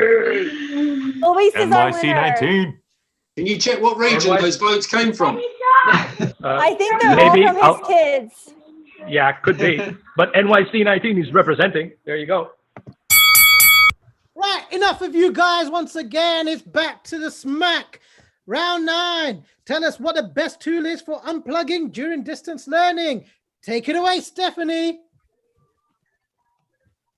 Okay, I'm going to let you in on a little secret. I'm going to teach you something I've never taught to people who are not my students. So every Friday, my class does a special clap called a Friday clap. Normally, I would never, ever do it on a day that isn't Friday. But I'm going to break the sanctity of Friday clap to teach it to you so that you can do something fun like this with your students at the start of a meet together. Okay, you start soft, and then you get louder. There's 3 rounds. So you have to warm up your hands. You tell them, warm it up. Then you go 1, 2, 3, 1, 2, 3, 1, 2, 3, 1, 2, 3, 4. It's Friday. It's Friday. It's Friday, and you yell, Happy Friday. My students cannot wait for it to be Friday. We did that in our classroom, and we've maintained doing that over meets together. And I would highly encourage that you have something fun that unites you all that you can shout and do together. And it just is the best way to begin. Thank you very much, Stephanie. Next up, it's Devin. Hey, the thing about Friday right now is every day is today, in the words of the great Tom Hanks. Hey, social distancing doesn't mean we stop being social. And we've got people from all over the country, all over our communities, all over the world that we still want to interact with. But what fun is just staring at people on a Zoom or a Hangout? Welcome to Remote Game Night. I've been able to launch this with my staff once a week, and it has been phenomenal in keeping those connections. The Jackbox Party Packs, a company named Jackbox, if you're familiar with, you don't know Jack, has been around for years. And what they've done is they've put together these series of games. Somebody starts a game, they share it on their screen with everybody in Zoom or Meet or Skype, whatever you want. They get a code that they access through their phone. You type it in, and you can have anywhere from 16 people playing, multiple more in audience members, and you can play trivia games, drawing games. It's a great way to bring people together. You can share some of the results on social media, and it's better than just staring at people's faces on a screen for 2 hours. Get involved, get together, Remote Game Night. Check it out at jackboxgames.com. They do have a game for free available right now, Drawful 2. Check it out, play around with it, make your night a Remote Game Night. Thank you, Devin. Next up, it's Frederick. Hello, smackheads. Ooh, maybe not that one. Smackers. That's better. Anyway, what better way to de-stress from technology with websites? I can think of two that work great. This one is one of my favorites. Do Nothing for 2 minutes. Brought to you by the Calm people, the people from the Calm app. It asks you to do nothing for 2 minutes. If you even move your mouse, it makes you start over. Another one that's great is the Make Everything Okay. It's a button that makes everything okay. Watch. Well, is everything okay? It is. Now get back to work. Thank you, Fred. Now, next up, it's Daryl. Unplugging can be hard to do, especially while we're all in lockdown. But as an unfit and super lazy person, I've really taken to doing a bit of zombie running using the incredible app by Six to Start, Zombies Run. It's a great app because you basically listen to a post-apocalyptic podcast as you go out for a run or walk. No pressure. You get a little bit of story every few minutes, and it's up to you whether or not you want your run to be interspersed with zombie chases where you have to run a little faster for a minute to avoid losing resources. Your distance and speed is all recorded if you want it to be, and there's a town-building gamification element as you collect resources. Even better, if you're a complete beginner, there's a Couch to 5K app too. Best of all, it makes social distancing that little bit easier if you imagine that everyone else out and about is a zombie desperate for your brains. Staying away from people has never been easier. Well, that clearly wasn't Daryl, was it? Stephanie surely messed up there. That means no voting for her this round. That was the amazing Cat, of course. Let's see who's up next. Right, it's Jess. Things helping me stay grounded during this crazy time is my Calm app. I love that they have both a web platform and a mobile platform. When you log in every day, there's a daily Calm guided meditation, as well as numerous guided meditations of various lengths so that you can kind of start small and work your way up. They've also got some really amazing sleep stories that make falling asleep very, very easy, read by different famous people that have nice and calming voices. They also have a really great collection of calm, mindful music that is really great to play in the background when you're working or just trying to unwind. This tool is helping me stay centered and get back to that calm place. Thank you, Jess. Looks like we've lost Daryl. So that's the end of round 9. Now we need to all unplug during this craziness. So tell us, give us some of your suggestions as to what you're doing to unplug. Tell us in the chat. We'd love to know. And with that, that's the end of round 9. Please pop over to the voting page, click on the form for round 9 and get voting. And we'll be right back after these short messages, which come with a warning. Viewer discretion is advised. This looks like more Vegemite. I've been watching some of your videos. Honestly, I taught kids like you in kindergarten. Time to separate the men from the boys and have Vegemite, full of vitamin B. Vegemite's as bright can be. We all enjoy our Vegemite for breakfast, lunch, and tea. Our mommies say we're growing stronger every single week because we love our Vegemite. We all adore our Vegemite. It was a rise in every cheek. I think we all lost on that one. Oof. That was rough. All right. So the winner is Kat. Wonderful. Wonderful. That's a good app. It is. It's been around. It's been a legacy. A long time to come. Wonderful job, Kat. In just a second, folks. I've got to. Sorry, guys. That Vegemite did not go down well at all. Anyway, folks, welcome back to EdTech Smackdown. Well done, Kat, for winning that round. Right. It is the final round. the best tool for extension activities during distance learning. Let's see, take it away, Darren. Quarantine's got you gaining a few pounds. Maybe you're staring at your screen for hours and hours upon end. Well, I've got the extension just for you. It's called Move It. I like to move it, move it. We like to move it. Let's add it to Chrome. Yes, please. Move it and add it to Chrome. Let's see what it does. Every 5 minutes, it's gonna make me do something. Let's see what it makes me do. All right. 5 minutes later, it's got me doing 10 standing squats. What's that? Anyways, guaranteed to shed a few pounds. 37, 102.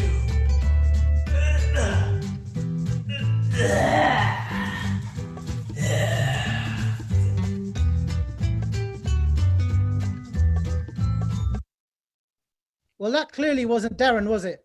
It was Daryl, and he was from the previous round. So Mistreating the Queen's dogs. Yeah. We love Daryl, but He's using them as ballast. He's NYC 19. He can do no wrong. yeah, we're not too sure about that either, Luis. But anyway, it's just as bad as Sydney 19 going on here with the with messing up the slide deck. Anyway, back to the London wonderfulness. Take her away, Darren.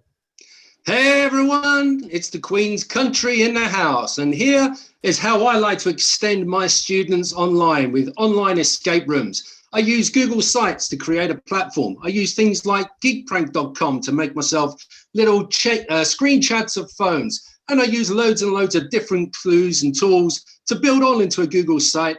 And then all I do is I take a Google form and I build the form into the site by using data validation, allowing different sections, and students can only pass through into their next section once they've correctly answered all of the really difficult questions as they find their way through. I let them have a couple of clues on the way through using Google Classroom, but ultimately it's a great way to test them when they don't even realize they're being tested on what they've learned.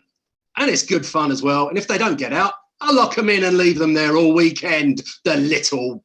Oh. Thank you, Darren. Now, next up, it's Sarah. I know what you're thinking. Extension activities during distance learning? Are you crazy? I think We Video's got your back. You got to check it out. Give your kids access. Let them create. It comes with stock content. It's easy. It's fast. It works on Chromebooks, even 6-7-year-old Chromebooks like what we have. Create anywhere. Let the kids go wild. Let them share what they've learned. Let them show you what they're doing at home. I just started creating about 3 weeks ago, and I haven't even scraped the surface. But I will tell you, it's pretty amazing. We Video. Check it out. It's not. Thank you very much, Sarah. And that's the end of the final round. Tell us, folks, what extension activities into the classroom do you enjoy? Tell us in the chat. Right, and that is the end of the final round. So pop over to the voting page for the last time. Click on that form for round 10 and tell us who's your favorite. And we'll be right back after these short messages.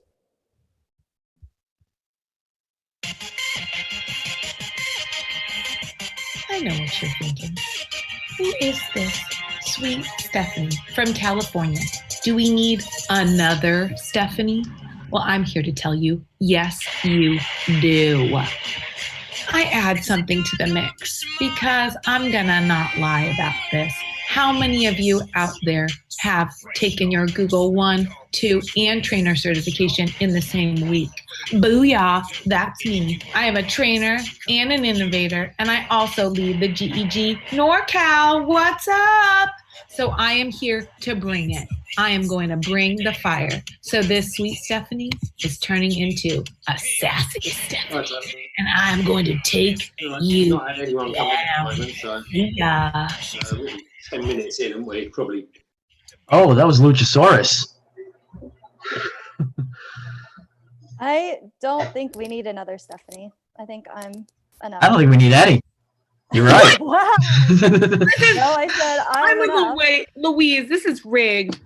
Steph, after all I've done for you. All right, so our winner. Welcome back to EdTech Smackdown. Let's go straight over to Steph and find out who's the winner. Who Yes, she's sir. rigged to win, you mean? All right, our winner. I hope he's off the phone because it's Darren. Wonderful, mate. Should have all you been have to say? Daryl with the corgi. Yeah, corgis always win. Not when you treat them like that, the bloody heathens. He called us heathens. Did you see the size of that corgi? I'm surprised you even know what it means. It's very well. I mean, I do. I really appreciated your work. I don't know why I'm getting all this heat. Right. Anyway, enough of you folks. That's enough of your crap talk. Let's get back to the smack talk. Right, folks. Thank you so much, everyone, for joining us. You've been great in the chat. We've got some time for questions and opinions. So, Devin, do you want to head over to the question slide and see what we've got asked? Yeah, let's take a look, starting off early on from Rebecca Rosecrans, and we'll open it up to the floor. Do you know of any tools that can be used to measure engagement in Google Classroom? So anything that we can use to measure how much students, I feel like the audience dashboard was really helpful. I've seen people mention as well Audience Connect, which is a tool generally used by market researchers, but it's great if students are in a live setting for you to measure kind of their response to different things like videos or slide decks that you might see, as far as gauging how much it does engage with your audience. And I'd also like to add, just a simple Google Classroom question can give you an idea of who's active on Classroom. Also a Google form check-in, like one of our innovators shared today, and then collaborative slides where you can view version history or that activity dashboard. And then I'm always a big fan of Flipgrid to see their face and hear their voice. Yeah, and also check out Classroom Zoom. It is an extension. It's free right now. There is a premium feature, but right now, because it is the coronavirus, they are giving it away for free. I'll put it in the chat. And it will tell you how long students are engaged on Google Classroom in different assignments. It will not track on Google Forms, but it should get slides, docs, and all of that. Yeah, and in the chat, a lot of people are suggesting answers too. So make sure you check out the YouTube chat. Here's another question. This is from Haley Sloop. So if you do small group Google Meets and are in all of them at the same time, how do you keep it from making that horrific echo sound? And that's absolutely a challenge. I think it's one of those digital citizenship components that a lot of us are starting to really focus into, and we find having to catch up a lot of newcomers to it. Right here is your number one thing that will help with any type of echo issues: headphones, because you won't have that feedback issue. Generally what happens is, sound gets picked up from a microphone to a receiver, and if people are using their device built-in speakers or external speakers, that gets picked up by the microphone, which goes back into the sound, which goes back into the microphone, which gets picked up by the sound. Headphones will be your number one way to avoid echo, if at all possible. Devin, I think the other thing you can use. No, go, Stephanie. Okay. Sorry. I was just, no problem, Louise. I was just going to say, I think the other piece that this was referring to was with Emma's slides about setting up small meets. So if a teacher is setting up mini meets or breakout rooms essentially within Google Meet, then they'll need to mute themselves in their large class meet. So make sure that you've muted your microphone in all of the other ones other than the one that you want to be in, especially if you're not using headphones or some other way to stop it from picking up the sound. So make sure that you mute the mic in the main meet, and then you won't get the feedback in the others. Sorry for the interruption, Luis. You know I love you. I think the other thing that the echo that also appears is if you are participating in several meets, then there can be an echo of you talking or hearing everybody at the same time. There is an excellent extension called Mute Tab, which will permit you to mute individual tabs instead of, if you do it natively in Chrome, it'll mute the whole site, so it'll mute all of them. But the Mute Tab extension will allow you to mute just a particular tab where that particular meet is taking place. Here's another question from Amy Woodsmall. I'm using Google Slides to share poetry. And I would like to have the students record themselves reading their poems. I need something I can add to the slide that would record and let me hear them read. So I wonder if this is something that she's looking to embed within slides directly, or something else that could be added in later on to provide that that evidence of fluency with the poem.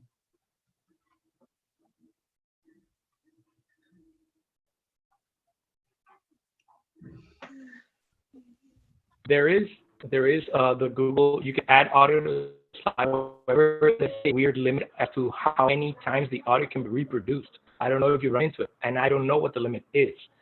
Also, to be able to record, then you could use online apps like Vocaroo, which will let you record, and then it'll give you a file that you can then upload into Google Drive and link into your slide. But an automatic one, I don't know of an extension that does it yet. Maybe we could get Clay to code one. Or if you don't need an every time the world automatic, needs something coded. or if you don't need an automatic one, you can just have the students record them reading video and then uploading the video back into the slide. That could be helpful. I know that there's a wonderful website to help as far as like tracking automatically how students read with specific texts. It's something we use on our morning show at our middle school here in Bakersfield. It's called teleprompt.me. And what it does is it uses the microphone built into the device to highlight words as they're read, almost like it's a teleprompter used in media or television studios. If you pair that with a screencasting app like Screencastify or Loom, which is free forever, not just while people are trying to avoid getting sick, you can pair those together so you can actually see what they're reading and pacing it in real time. Really helpful as far as getting that fluency place built in. Let's see if there's any more new questions coming in. Great responses here. This one has been, I think, something that people have been asking about throughout the piece here. Is there a spreadsheet of all the apps being shared on Smackdown today? There's a lot of information. So great question by Tina Pagey here. There is not one, but if somebody would like to make one, share it with us and we will add it to our website. Also, we are sharing the slide deck anyway, so you can observe everything that's going on, and then we can make sure that the apps are linked to the individual slides. You just gave us homework though, but yeah, we can. And also the slide deck is the last link on the feedback form. It is already posted and I'm getting ready to post it on the website as soon as we get out of this. Let's take one final question, Devin. And last question here. This one comes from Rochelle Hansen. Are there any tools for running missing assignment reports in Google Classroom? It's either by student or by assignment. So ways to check who has yet to turn in work as far as a report to be run.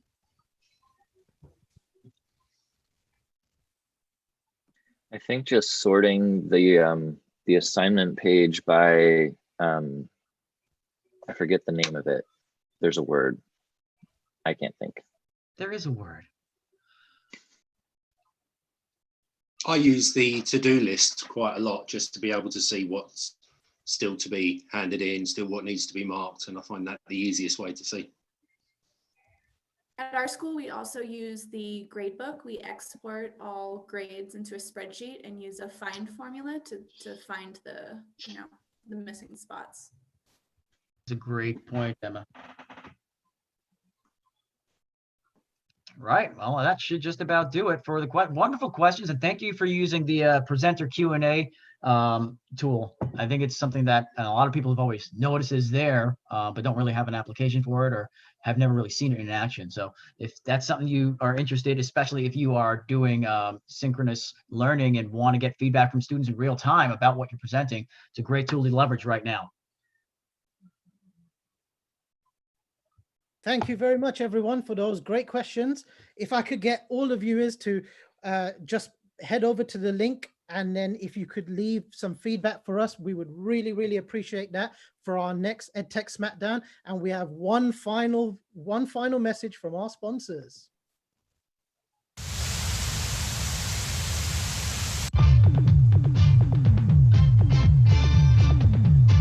Thank you very much, Tony Schiavone, Mean Gene.